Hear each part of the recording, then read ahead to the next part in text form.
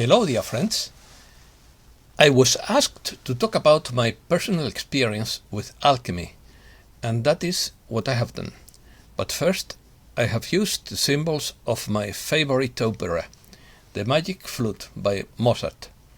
The symbols and spiritual metaphors are universal and do not belong to any particular sect, although some and others have stolen and manipulated them for their own benefit.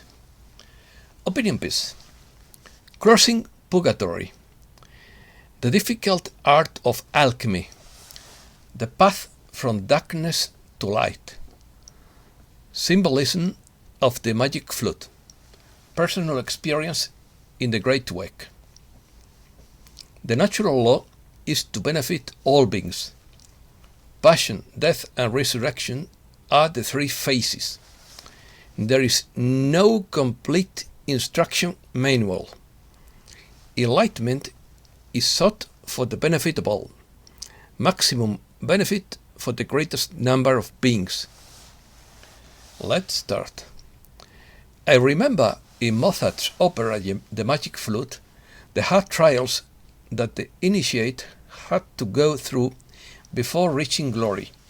Something similar is what we are currently experiencing as a collective level all over the world. It is a struggle between light and darkness, the same as the assumption of the human being to divine above any title. Purgatory is a place where life is spent with toil and hardship, and it doesn't take much imagination to discover that this place is the world we live in. In the opera, the Egyptian prince Tamino is led by three boys to the palace of Sarastro, high priest of Isis and Osiris, and told to be firm, patient, and quiet because this path leads to the goal. He finds a temple with three doors. In the middle, the door of wisdom. On the right, the door of reason, and on the left, the door of nature. He enters through the door of wisdom because the others prevent him from passing through. Sarastro orders that Prince Tamino and the birdman Papageno be taken to the Temple of Trials, and they cover their heads with sackcloth, indicating the ignorance in which we live before initiation. We must be purified through the trials in order to be worthy of the sacred mysteries. Sarastro and the priests enter a vaulted room and full of devotion and veneration, addressing their inner parents, called among the Egyptians Isis and Osiris. With simplicity and enthusiasm, they speak to them thus, in quotes: "O Isis and Osiris, what a delight! The brightness of the sun drives out the gloomy night. Soon the noble youth will feel a new life. Soon he will completely devote it to our service. His spirit is bold. His heart is pure. Soon he will be worthy of us." Prince Tamino is the sincere human being who seeks the path to truth, who longs to reintegrate with divinity, who wants the return to the light, very rare in this superficial age in which we live. It would be necessary to look for them with the Latin of the Greek philosopher Diogenes. He comes to be the prototype of the human being that we should long to be. Initiation. Sarastro and his priests in solemn procession meet in his temple of the initiates to the gods Isis and Osiris. They discuss the possibility of welcoming Papageno and Tamino and initiate them in their practices. They all accept the proposal, but they must be virtuous and pass a series of tests. Tamino declares that he would be willing to give his his life for friendship and love, and to undergo trials for it.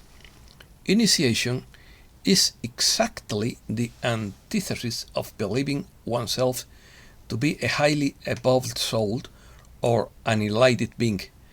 The beginning of initiation is to become fully aware of what one is, to recognize by direct self-observation that one is full of psychological defects, to become aware that within oneself there are many, many I's that make life miserable. To pass such tests require a lot of courage, because you have to see yourself as you are, without any filter, crudely, as you really are, and rare, very rare, are those who are capable of it. It requires a lot of self-observation, to direct attention to what we are, to the thoughts and feelings we have in different activities, especially those in which we tend to get angry or feel too important. In the magic flute, we discover with amazement the indications of how to find the secret path, so long sought after by sincere souls. Initiation is that mysterious path, the return to the light of immortal wisdom. It is the same existence intensely lived but directed to self-perfection, and this play gives us all the elements we need to gather to approach it. A scene after scene shows us the multiple psychological mistakes that hinder us and the necessary virtues that we must develop in life itself to find that hermetic path, which is only for a few. From darkness to light. According to Samuel Humbert, the magic flute is the fusion of very ancient and sacred teachings. It is admirable to find in this diamond work Kabbalah, alchemy, magic, psychology of self-knowledge, and hermetic philosophy, all in a wonderful and superlative sound environment full of inspirational clues, aimed at one to discover the path that could lead us from darkness to light. Papageno is the human being who does not seek the secret path, but who does not commit any crime, because he is a good master of his house. He symbolizes the person who fulfills his duties at home, is a good father, a good son, and a good citizen, but does not feel anxious about entering the secret path. According to his song, he longs for the only thing he longs for is a little woman with whom to share his life, without any mystical or transcendental longing. The magic flute begins to unveil the fundamentals of initiation. We cannot aspire for divine knowledge to flourish in us if we do not know who we are, the false ideas that one has of oneself, whether of a simple person like Papageno or a complicated person like Tamino, are completely superficial, vain, and hollow. Lying is the opposite of truth. When one lies, one is therefore distancing oneself from the divine spirit. If we intend to approach that which has no name, it is obvious that our conduct has to be in accordance with its attributes. And if the inner father is the truth, then every time we lie, we separate ourselves from the father-mother, and by distancing ourselves, we fall into disgrace. Involution. In these times in which we live, society has declined and developed frighteningly. Spiritual values have been lost. What is white has become black, and what is black has become white. For example, to be faithful to one's partner in these times is out of fashion. The worst of all is that we think we are doing very well, in spite of so much suffering and pain. Initiatory traditions around the world speak clearly that the aspirant to initiation must resent temptations. We can find it in the Gospel of Buddha, when the demon Mara, sending his 3 beautiful daughters to sexually seduce the great initiate Buddha, tries to make him fall into temptation. We live in the shadows of ignorance and mistake, but the brightness of the sun of inner wisdom can expel them and gives us a full, whole, and happy life. But as the teachings of the magic flute say, one must be completely devoted to service.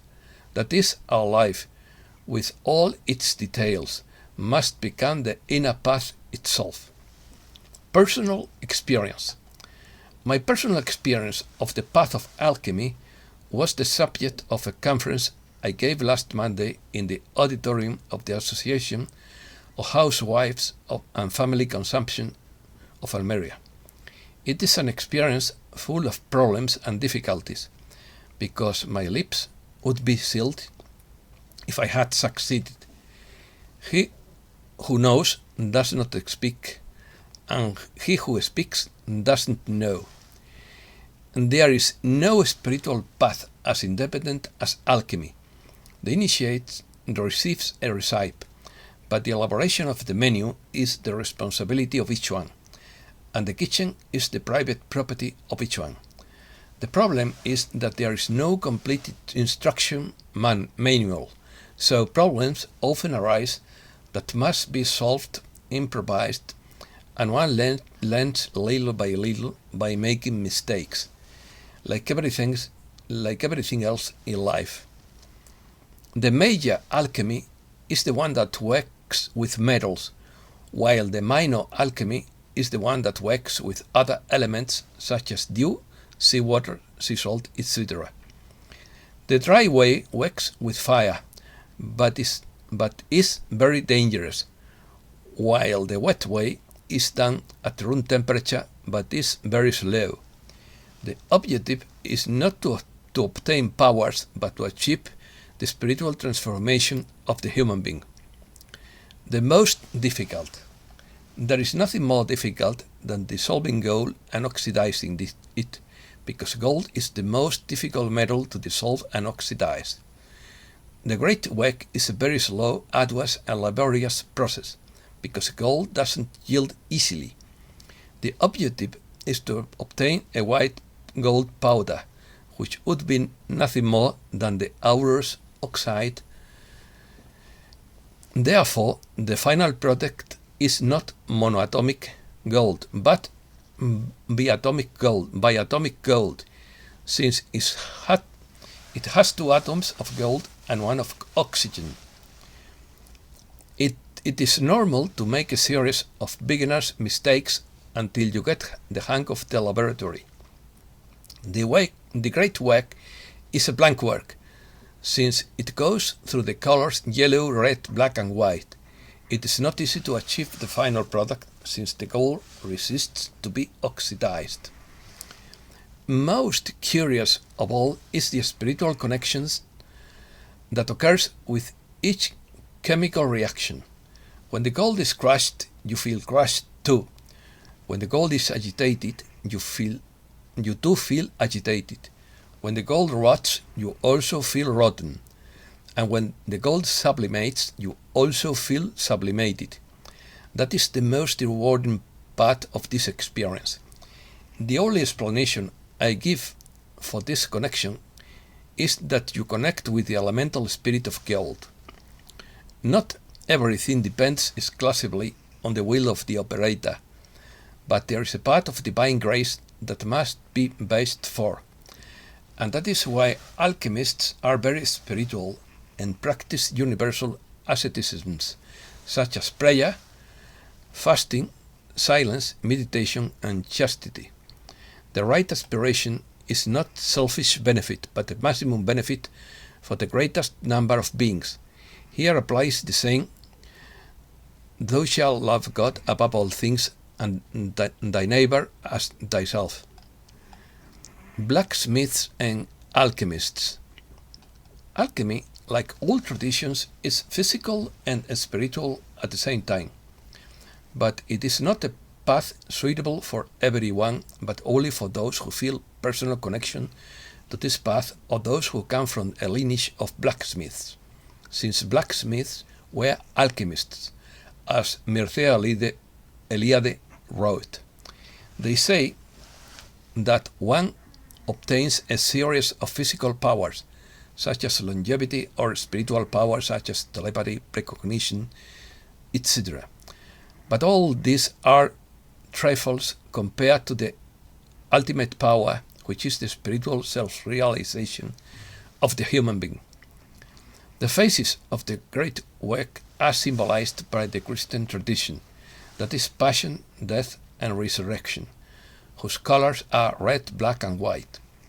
First the gold is touched to dissolve it, then it rots, and finally it is sublimated or resurrected.